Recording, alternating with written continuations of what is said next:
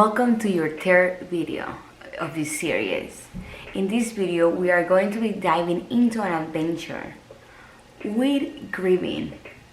If you have not watched the previous videos, please make sure to go back and check those out before you get here. Has a sequence, kind of guides you and takes you little by little into where we are now.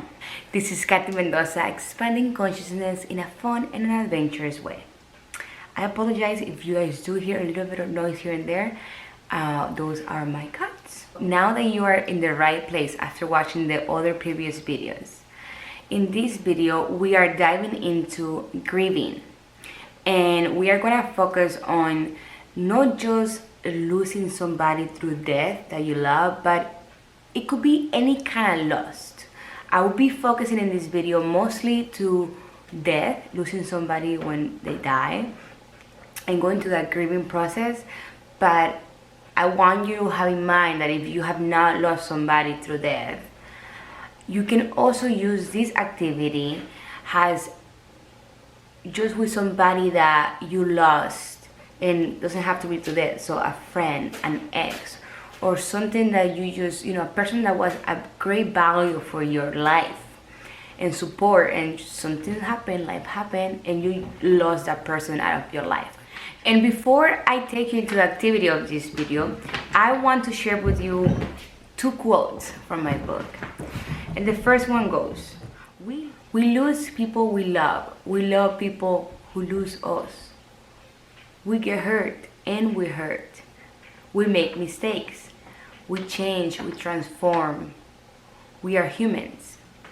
We are the dancers of life. And the other one is, most of us walk through life holding on to feelings and pain. This is a call to you to join me on a healing journey. Now we can be responsible to heal the past experiences that were thrown at us. Your healing is your responsibility. Don't leave it in anyone's hands. Now that I have shared two little quotes from my book, right, I want to also share a little bit of the story of my loss, of my grieving process, that you can find in chapter 1 and moving to chapter 2. So, Kat, this 13-year-old, she moves all the way to New York, right, with her stepdad Larry, her mom, and her brother from El Salvador. So now she never had a father figure back in El Salvador. She was never close to her father. Then she moves into this completely different country, doesn't speak the language, all the stuff. And luckily her stepfather that now she has is this incredible person that she never had experienced before. An older man who gave everything for her and would tell her that she was the daughter that he always wanted. So he taught her Italian, he helped in school. He was that father figure that she had never had all this time. So all of a sudden, imagine you're not having a father figure, and then having all this luxury, not just in the things, but luxury inside as well. So after experiencing for a few years, having this love of a man that is not my father, but it is my father inside, he is my father. And all of those times that I didn't have a father figure, that really caused me to start building up that trauma in my physical body, my subconscious, that I was carrying. What I just said about the trauma stay in your physical body and your subconscious, you can find more of that information in the previous videos where I dive into all of that. But right now, again, I am using words or topics or things that I have already touched base in the other videos. September 2017, the bigger support that Kat had, that new father figure that now she had, passes away. He dies of cancer, which starts a new brand chapter in this girl's life. Through that grieving process, through that pain after having something so beautiful given to me and then just taking it out of my life at 20 years old, like, what the fuck? Like, what? Which that took all the traumas that I already had and put some new ones in, and I decided to move away, to run away from reality, to think that I can run away from the pain, to start all over again, like I did once again. And I ended up moving to California. And if you want to go back and into read more of the story, again, you can find this in chapter 1, Dancing with My Father. And this is all about grieving and losing somebody. So I will be sharing with you one of the activities that helped me the most while going through this process. If you have lost one or more than one person in your life through death, or just like I said, in anything or situation that is not death, the following activity is going to be painful, emotional, but very helpful to release. The following activity can be found in page 124 of my book. Okay, welcome to your activity. So grab a pen and a paper. Maybe you need more than one paper, maybe you need a few papers, because right now what we're gonna do is that we are going to write a letter to that person that you have lost. Of course, make sure you finish watching the whole video and then you go into your letter. If you have more than one person that you have lost, take your time and do one letter per day, or whenever you want to do it. Don't do more than one person at once, only in one day, just because you really want to hold space and really be with the emotions and everything that for each person. You want to really release whatever it is with one person first and then move into the next one another day. The intention for writing this letter really is closure, emotional closure for yourself. You don't have to send this letter, you don't have to show this letter to anybody, you don't even have to keep this letter. But the whole point is for you to be there in that letter with that paper and pen and release everything. And as you are writing, feeling your emotions and see what's coming up, what's inside there that you have kept inside, and really respect it, honor it, breathe through it, release it, in order to set you free.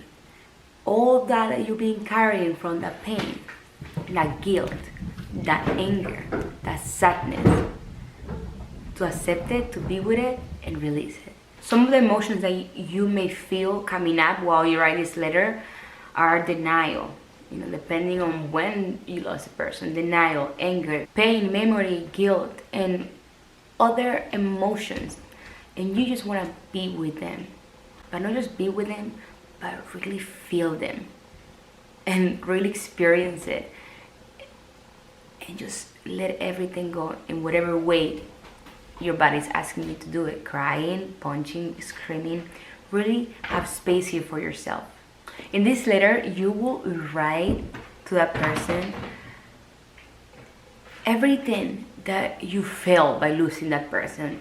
What happened when you lost that person? What did that experience of losing him, I'm gonna call it him, made you feel? What did you always want to tell him and you never had a chance while he was alive or before you lost him? How much do you miss him and how much do you wish things were different? Pain that his loss brought you, not only to you, but to everyone around you that also lost him. Ask questions. Get creative here. Really feel like you're talking to that person or you're writing that letter to that person. As if that person is going to see it. Or maybe not. You choose. Do you want him to see it or not? The more specific you are, the better. Just really keep thinking you really are expressing yourself to this person that is no longer here. Anger. I gave you some examples, but whatever it is that you had a connection or that relationship with this person, really put it into paper. Start by choosing a clear space, a safe space where you know nobody's gonna come and bother you, where you know you are open to and free to cry, to express yourself. Start the letter with their name or their nickname, and really start to breathe through it and breathe through the emotions and see what's coming up for you. What do you feel? Where do you feel that tension? Do you feel knots? Do you feel what do you feel? Let yourself feel the feelings. Feel free to check out my previous video with the 9 steps, because there's 9 steps in that video that you can also follow, and I'm also gonna make sure I leave them below this video, that you can follow these 9 steps while you're writing this letter as you start seeing the emotions coming up, so that way you are able to process those emotions and release them out of your body, out of your mind, out of your everything. That's what you choose. If you choose to go back into to stop this video, go back into the video before, check the 9 steps, or just go down below this video to check the 9 steps, write them down so you have them next to you while you're writing your letter. Feel free to do this. All these emotions and you writing this letter and releasing all this stuff at that moment really is also a space where you can receive a message from the person, from your higher self, from yourself, from anything. If you're really quiet while you're doing it, after you're doing it, you really start following these 9 steps and really feeling it, there is a message. And it's not like a message that someone's gonna come and tell you, or it's gonna maybe hear a voice. Maybe you will, I'm not sure, I don't know. But it's an intuition, an inner guidance feeling. So really just welcome it and see what message it is, what message those emotions and this experience of writing in paper with the person you lost is creating, is telling you. After you have finished writing the letter, read it out loud for yourself and for that person, and just continue seeing and following those 9 steps of what's happening in your body and what emotions are there. How do you feel? Lighter? Worse? The same? Notice the difference when you first started writing this letter, in the middle that you were writing this letter, and after you read the letter. If you have a picture and you desire to have a picture of that person right next to you while you're doing this, feel free to do that. This is your experience, there's no right or wrong. After you have written it, you can choose to throw it away, to save it, to burn it. Whatever it is that you choose, there's no right or wrong.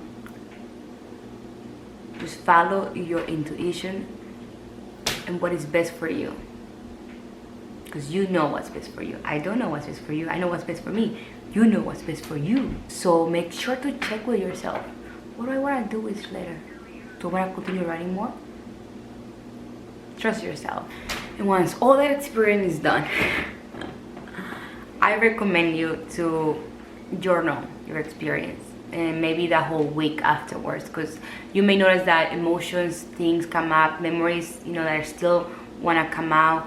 And allow yourself to be vulnerable. Allow yourself, maybe not cry in front of everybody if you don't want to, but allow yourself to have space for yourself to do that if that's what your body, your mind, your soul is telling you to do. So really journal the way that you feel watching this video, having the idea of doing this while you were doing it, after you did it. Kind of just journal for yourself to keep track of your experiences, of your emotions, of your healing journey. And at the end, just stay there, sitting down, laying down for 5-10 minutes max, minimum. It's kind of in a meditation state, receiving its message again.